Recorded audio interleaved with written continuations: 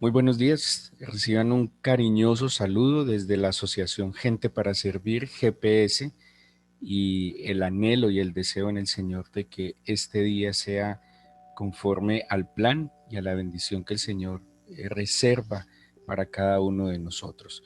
Les invito para que continuemos con la lectura de la Biblia en un año y hoy 29 de enero del 2021 les invitamos para que lean Lucas capítulo 21, Génesis capítulo 38 y Salmos capítulo 29. Lucas 21, Génesis 38 y Salmos 29.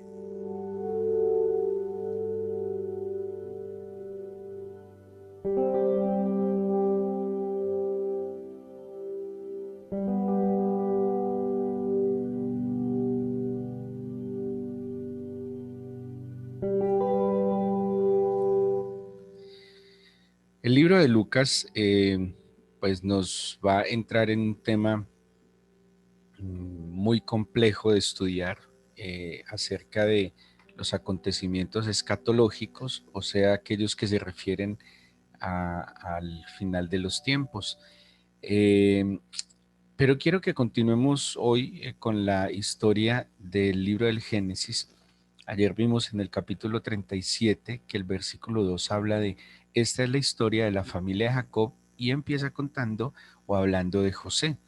El capítulo 38, que es el que corresponde hoy, pues nos va a mencionar una historia muy singular entre Judá, uno de los hijos mayores de Jacob, y su nuera Tamar. Es una historia muy singular donde hay unas leyes de la época. Está la ley del levirato, que se refería a que si el hijo mayor pues moría, el hijo, el hermano siguiente debía tomar a su esposa, la viuda, y el hijo que naciera de ella, el primero, sería como el heredero del hijo mayor. Bueno, los hijos de Judá escaparon a esta responsabilidad y pues queda la viuda Tamar sin haber sido restituida. Bueno, es una historia muy singular, tiene que ver mucho con la cultura, con el entorno y con la construcción también que poco a poco se está haciendo de la teología, del conocimiento de Dios en aquel entonces. Acuérdense y tengan en cuenta que la ley como tal, que los preceptos, mandamientos se establecen en Sinaí, o sea, casi 400 años después de estos acontecimientos que vemos aquí en Génesis 38. Pero quiero adelantarme a la lectura del día de mañana en Génesis 39 porque me parece muy importante la historia de José, que va a ser el personaje central de la historia de la familia de Jacob. Eh, un joven de 17 años, como lo dice el capítulo 37, versículo 2, muy joven, 17 años. Piensen en un muchacho de esta época de 17 años, generalmente, qué está haciendo, qué está pensando, qué planes tiene, cuáles son sus gustos, sus conductas, sus proyectos. Y miren lo que le toca vivir a este muchacho de 17 años, que movidos sus hermanos por envidia, porque lastimosamente su padre tenía una preferencia notoria y dañina para los otros hijos y pues lastimosamente en la envidia pues fueron movidos a venderlo a un grupo de ismaelitas que se lo llevaron para Egipto. A su padre, acordémonos, le hicieron creer de que él había muerto y pues su padre asumía que su hijo ya no. Y esto va a ser algo pues que va a afectar mucho a José, porque seguramente Jacob creía que estaba muerto, pero José se cuestionaría por qué mi padre no me buscará, ¿sí? José ignoraba que su padre creía que él estaba muerto. El capítulo 39 nos plantea entonces un tema sobre el ser próspero. Y es lo que dice el versículo 2 y lo va a repetir el 21, el 23 y varios momentos en la historia de José, de que José era un varón próspero. En estos últimos tiempos, en una tendencia que se conoce como el neopentecostal, la iglesia neopentecostal, se ha predicado y se ha hablado de un evangelio de la prosperidad, de una teología de la prosperidad, donde pues se habla que el cristiano pues debe ser rico y se promueven campañas, cruzadas de que pues como que hagan acuerdos, pactos económicos con Dios. A mí personalmente me parece un poco osado atreverse a hacer eso y pues como mercantilizar el evangelio. Pero es un evangelio abierto, conocido, se predica, famoso, popular, porque tiene mucha incidencia y se habla mucho de la prosperidad, de técnicas de prosperar. Algunos simplemente limitan que prosperar es diezmar y no hay tal, porque puede que usted diezme de ofrendas, primicias, pero si tiene cosas pues en su corazón, si no obra en integridad es muy difícil. Puede que tenga prosperidad, pero es muy diferente ser próspero. Y aquí vamos a ver una diferencia en esto. Yo sé que esto no es nuevo para muchos de ustedes, pero hay unos elementos que quiero rescatar de esta parte de la historia de José. Él era próspero, no tenía prosperidad. En sí como tal, él no tenía nada, pero disfrutaba de todo, porque el ser próspero es una esencia inherente de algunas condiciones que vamos a ver en la vida de José. Dice la Biblia entonces, versículo 1 del capítulo 39, fue llevado a Egipto, Potifar, oficial de Faraón, capitán de la guardia, varón egipcio, lo compró de los ismaelitas que lo habían llevado allá. Eh, Era un muchacho de 17 años, según la Biblia era fuerte, de buen parecer, o sea que como esclavo podría tener oportunidades. Acordémonos que era un muchacho que seguramente al haber estado tan cerca de su padre, en los tiempos de madurez de su padre, al ser de los hijos menores, le tocó un papá más maduro, más consciente, un papá pues que ya había pasado de Betel a Peniel, que ya había tenido su cara a cara con Dios, que había visto ya un hombre transformado. Eso fue lo que le tocó a José, pues, a diferencia lastimosamente seguro de los hijos mayores que tuvieron que conocer a un papá con mucho más conflicto. Dice el versículo 2: mas el Señor estaba con José y fue varón próspero y estaba en la casa de su amo el egipcio. Aquí está el primer punto. ¿Por qué José era próspero? Porque Dios estaba con José. Esto lo plantea, les decía, el versículo 3, el 21 dice, pero Jehová estaba con José y extendió su misericordia y le dio gracia en los ojos del jefe de la cárcel. Y el 23 dice, porque Jehová estaba con José y lo que él hacía, Jehová lo prosperaba. Entonces, miren las implicaciones de la presencia del Señor. Como decía Elías decía, vive el Señor en cuya presencia estoy. Y si Dios estaba con José es porque José era un muchacho que buscaba a Dios. Ahora pensemos en varias cosas. Eh, José no se comportaba mal, de hecho José hablaba de la mala fama de sus hermanos.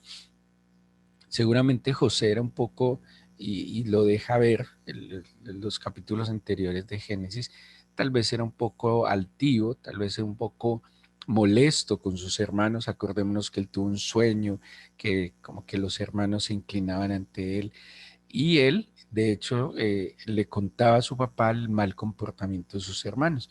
José en términos generales sería un muchacho de buena conducta, de buena moral, y le pasa esto. Sí, es como decir, ¿por qué a los buenos les va mal? ¿Por qué a las personas que actúan bien les salen las cosas mal? Y José perfectamente pudo haberse resentido con el Señor. José perfectamente pudo haberse torcido, no haberse mantenido fiel. Pero aquí vemos un muchacho que no se resintió, que se sostuvo fiel y no dejó de no solo buscar al Señor, sino de permanecer en esa comunión con el Señor. ¿Y en qué lo vemos? Pues el mismo versículo 2 lo deja ver. Quería aclarar que me parece muy pertinente. La palabra próspero que se usa aquí en estos textos de Génesis viene del hebreo tzalach y tiene estos siguientes significados: empujar hacia adelante, ser rentable y ser adecuado. ¿Sí? De tantas implicaciones y significados que tiene la palabra próspero del hebreo tzalak, me llamó mucho la atención estos tres conceptos. Empujar hacia adelante, ¿sí? Eso nos recuerda a Pablo en el Nuevo Testamento. Una cosa hago, me extiendo hacia adelante. Quien es próspero, entonces miren que la prosperidad aquí no menciona riquezas materiales simplemente. Aquí cuando estamos hablando de ser próspero, está implicando es empuje, eh, actitud, valentía, esfuerzo, una determinación de ir hacia adelante, empujar hacia adelante. También ser próspero es ser rentable, ser productivo, ¿sí? Y ojo con esta, ser adecuado, ¿sí? O sea que el que tiene prosperidad solo tiene riquezas o bienes materiales, pero el que es próspero va hacia adelante. El que es próspero es rentable, el que es próspero es adecuado. O sea que aquel que es próspero a través de cosas ilícitas o cosas no tan derechas, pues obviamente eso no es ser próspero. Puede que tenga riquezas, pero no es ser próspero. Volviendo a José, entonces primero, ¿por qué creemos de que él iba hacia adelante? ¿Por qué creemos que su vida era una vida rentable? Dice la Biblia entonces que Dios estaba con él y obviamente si Dios estaba con él era porque José procuraba estar con el Señor. Tal vez como dice la Biblia de David, que David se conducía prudentemente porque le consultaba constantemente al Señor lo que hacía. David, según nos deja ver el relato bíblico, antes de dar un paso iba y consultaba al Señor y pues al tener la certeza de cuál era el paso que debía dar, ese paso iba a ser efectivo, eficiente, eficaz. Dice también el versículo 3, y vio su amo que el Señor estaba con él, o sea, era evidente que Dios estaba con él. No tenía, ahí no dice, y vio su amo que José hablaba que Dios estaba con él. No, José ni siquiera hablaba, se veía que Dios estaba con José. ¿Por qué? Dice el versículo 3, y que todo lo que él hacía, Jehová lo hacía prosperar. Ojo, Dios no bendice todo lo que usted hace. Dios bendice todo lo, o sea, todo lo que usted hace simplemente, Dios bendice todo lo que usted haga, pero cuando vive en la presencia de Dios. Y ustedes me han escuchado decir, Dios bendice el hacer, no el pensar hacer, eso es cierto, pero Dios bendice el hacer de aquel que procura estar en su presencia, porque está conectado, porque está enchufado con el Señor, porque percibe su voluntad, porque es sensible a su voz y a su dirección. Potifar lo identificó y dijo, Dios está con él. Acordémonos que estas son culturas muy religiosas. De hecho, el problema de estas culturas mmm, del Medio Oriente es que tenían muchos dioses, eran de alguna manera sensibles espiritualmente y podían, en su respeto, porque no eran sectarios, de hecho, incluso aceptar otras creencias. Ellos notaban que Dios, que seguramente también José lo anunciaba, el Dios del pueblo de Israel estaba con José. Todo lo que hacía entonces José, el Señor lo prosperaba. ¿Por qué? Porque estaba con él. El versículo 4 dice, hacía yo José gracia en sus ojos y le servía, y él le hizo mayordomo de su casa y entregó en su poder todo lo que tenía. Y quiero hacer referencia a Proverbios capítulo 3, versículos 3 y 4, que dice lo siguiente. Dice, nunca se aparten de ti la misericordia y la verdad. Átalas a tu cuello, escríbelas en la tabla de tu corazón y hallarás gracia y buena opinión ante los ojos de Dios y de los hombres. Este es el Proverbios 3 y 4. ¿Por qué José halló gracia delante de Potifar? Porque había hallado gracia delante de Dios. Y dice aquí el Proverbios 3, porque no permitió que se apartara de él la misericordia y la verdad. Miren, aunque estamos en un mundo rodeado de mentiras y engaños, este mundo y a todo el mundo le agrada la verdad. El único que cree que miente y le creen es el que miente, ¿sí? Aunque hay personas que de verdad tienen un discernimiento tan pobre y están tan nublados en su mente, en su corazón, que les meten literalmente los dedos a la boca, les mienten y les engañan y no se dan por enterados, o más bien no se quieren dar por enterados.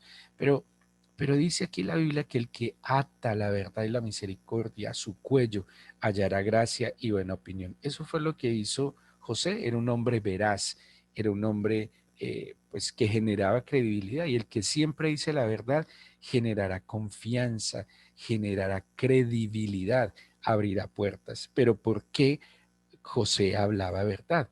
Porque era un hombre que amaba a Dios, que temía a Dios, que al tener una relación estrecha y personal con el Señor, pues sus comportamientos se van viendo influenciados por el carácter del Señor.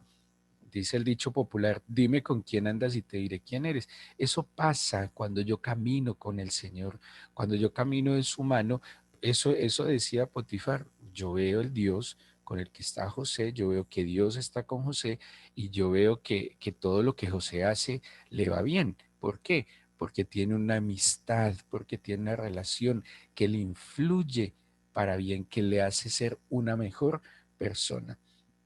El versículo 5 nos muestra que un varón próspero, que, o el ser próspero que viene de una relación estrecha con el Señor, de andar en la verdad, en la misericordia, y este es un indicador. El que es próspero como bendición divina es bendición para su entorno. Dice el 5: y aconteció que desde cuando le dio el encargo de su casa y de todo lo que tenía, Jehová bendijo la casa del egipcio a causa de José, y la bendición del Señor estaba sobre todo lo que tenía Potifar, así en casa como en el campo. Así que aquel que es próspero, no puede ser que alguien aumente sus recursos totales a costa del otro. Por ejemplo, un hombre esposo o una mujer esposa que emprende sus proyectos, y aparentemente él prospera, pero su familia se empobrece. Ahí no está la esencia del ser próspero, ¿sí?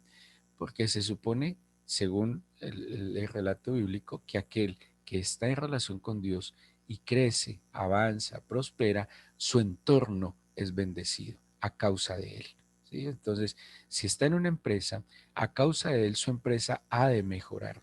Potifar no era creyente, Potifar no era, de hecho, Potifar seguramente sería políglota, perdón, politeísta, seguramente tendría muchos dioses. Quién sabe cómo sería la moral de Potifar, pero a causa de un bendito, el bendito lleva bendición. El que es próspero en el Señor genera en su entorno que ese entorno mejore, crezca, prospere. Y ojo que la prosperidad es un tema de la mente, del corazón, no simplemente del tener. Eh, ¿Qué tenía? Si analizamos qué tenía José. José no tenía nada, no tenía una casa, no tenía eh, campos, no tenía carruajes, no tenía, pero era más próspero que cualquiera de estos que tuviera. ¿Por qué? Porque su heredad, porque su porción era el Señor.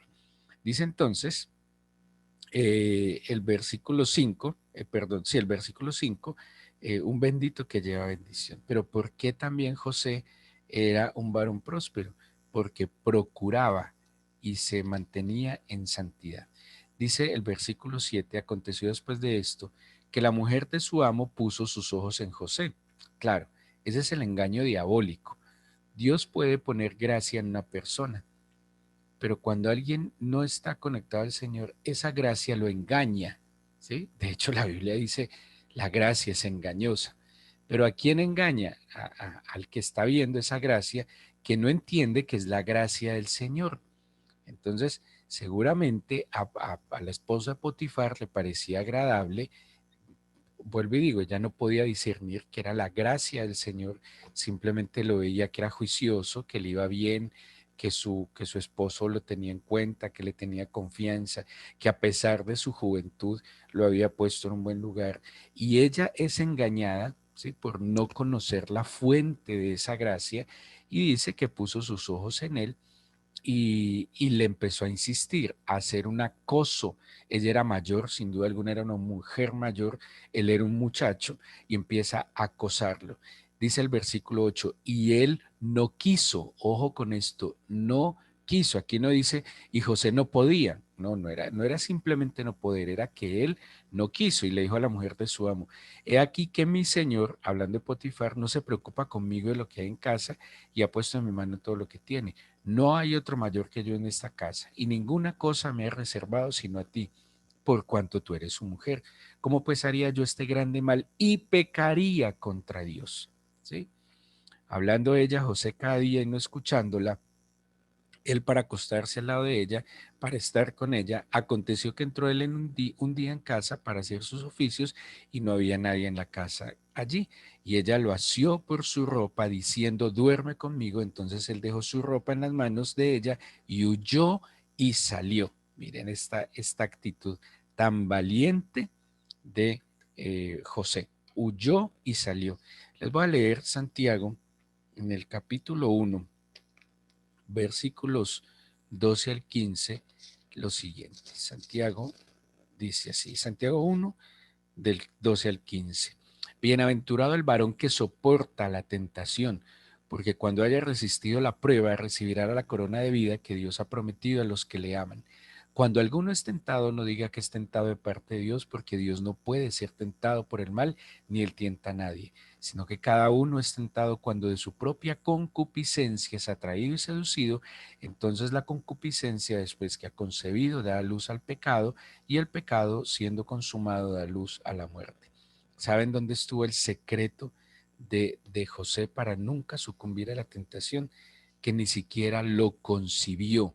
José tenía muy claro que no podía y no debía y no quería ofender a Dios. José reconoció la bondad de Dios, y cuando yo reconozco que alguien me hace bien, no voy a consentir, ni siquiera se me va a pasar por la mente rápidamente que yo voy a hacerle mal.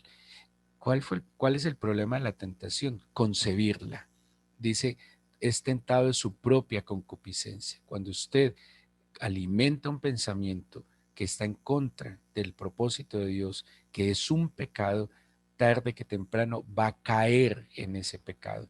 ¿Por qué José no cayó? Porque lo cortó desde el pequeño. José no se permitió una medio miradita, José no se permitió una pequeña caricia, José no se permitió 5 pesos, no, José no se permitió lo pequeño, nada, de entrada siempre cortó de raíz y no permitió que esa tentación se aumentara como una bola de nieve que luego fuera incontrolable. ¿Saben por qué José era un varón próspero? Porque fruto de su relación con el Señor, fruto de esa amistad estrecha con el Señor, él entendía que no era justo ofenderlo ni ir en contra de él, pero él además procuró estar en santidad. ¿Por qué? Santidad implica 2 palabras muy importantes. Uno, diferente, y dos, exclusivo. Cuando hablamos de algo santo es algo que es diferente a todo lo demás. Y cuando hablamos de algo santo estamos hablando de algo que es exclusivo. José entendió que él era diferente. José entendió que él era exclusivo y que él tenía un Señor diferente y exclusivo, y que él no se podía comportar como todos los muchachos de 17 años, que sus acciones y sus conductas debían glorificar y honrar a aquel con el que tenía relación. Muy sencillo. Si un cristiano no tiene una relación estrecha con el Señor antes que con cualquier otra persona, es muy difícil que no, pues que viva en santidad. Es muy difícil que viva como una posesión exclusiva y diferente del Señor.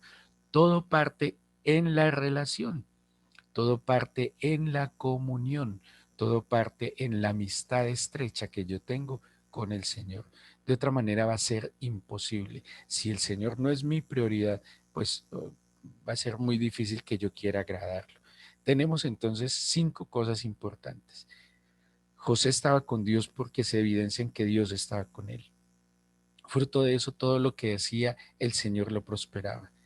Hallaba gracia delante de Dios y de los hombres, pero además era un factor de bendición a su entorno y vivía en santidad. Al fin y al cabo, José termina en la cárcel, pero cuando es echado en la cárcel, ojo, no fue, pues esto era una causal para que su amo lo matara. No fue asesinado, fue echado a la cárcel de los presos políticos, tampoco fue a cualquier cárcel. En el versículo 21 y 23, estando en la cárcel, se mantiene este mismo patrón. Dios estaba con él y todo lo que José hacía lo bendecía y a causa de bendecir a José, bendecía su entorno. Pero ¿qué es esto? Es simplemente el entrenamiento. José era un muy joven para lo que Dios tenía para él. Tenía que entrenarlo y en el entrenamiento tenía que venir la prueba. Todo entrenamiento demanda una prueba. Todo entrenamiento, toda preparación demanda una evaluación. Y estos eran los exámenes y la evaluación de José. Porque ¿qué venía luego para José? Que lo seguiremos viendo. Venía el ser, nada más y nada menos que el primer ministro del imperio más grande de la época. Todo esto era un entrenamiento y José pasó la prueba. El que aprende a ser próspero sin tener bienes, aprenderá a manejar el ser próspero cuando tenga los bienes, porque José prácticamente llegó a ser el dueño de Egipto. De no ser nada, de ser un esclavo, pasó a ser después de Faraón, el primer hombre más poderoso y más, eh, digámoslo, rico de la época. Es algo así como si fuera casi el presidente de una gran potencia mundial. Tenemos entonces un hombre que nos demuestra con su determinación de agradar a Dios, de estar con el Señor, de vivir apartado y exclusivo y como Dios lo bendijo. Así que en medio de un mundo que está en tantas crisis, necesidades y adversidades, el Señor nos invita como José a que establezcamos nuestra relación estrecha, íntima y permanente con Él y de esa manera convertirnos en un factor de bendición. El bendito que ha sido bendecido para bendecir. Démosle gracias a Dios, entreguémosle este día y oremos. Y si entendemos este relato, nuestra oración debería ser que el Señor nos acerque a su corazón, a su presencia, que el Señor quite todo obstáculo que se presenta entre Él y cada uno de nosotros para tener una comunión estrecha e íntima. Estamos en la época que el Señor advirtió cuando hablaba con Marta y María, el afán y la turbación. Muchos cristianos no tienen una relación con el Señor es porque no tienen tiempo, porque no lo apartan, porque trabajan mucho, estudian mucho y su descanso es la televisión o dormir. Pero en cuanto su descanso es el Señor, venid a mí todos los trabajados y cargados que yo os haré descansar, dice la Biblia. Pero ¿cuántos ni siquiera en eso procuran al Señor? Ya simplemente cuando en muchos casos no hay mucho que hacer. José se mantuvo fiel y José no se resintió a pesar de la adversidad. Y ese fue el secreto del éxito de este hombre que, como dice la misma Biblia y en su implicación, iba hacia adelante, empujaba hacia adelante, porque era adecuado en sus actitudes y conductas. Dígale al Señor y no podemos caer en el error de pedirle a Dios prosperidad, porque eso es engañoso, pasajero y efímero. Pero pidámosle al Señor que estreche nuestra relación con Él. Volvemos a lo que decía Jesús: buscad primeramente el reino de Dios y su justicia y todas las cosas serán añadidas. Ese es el secreto: estrechar, acercar nuestra relación con el Señor.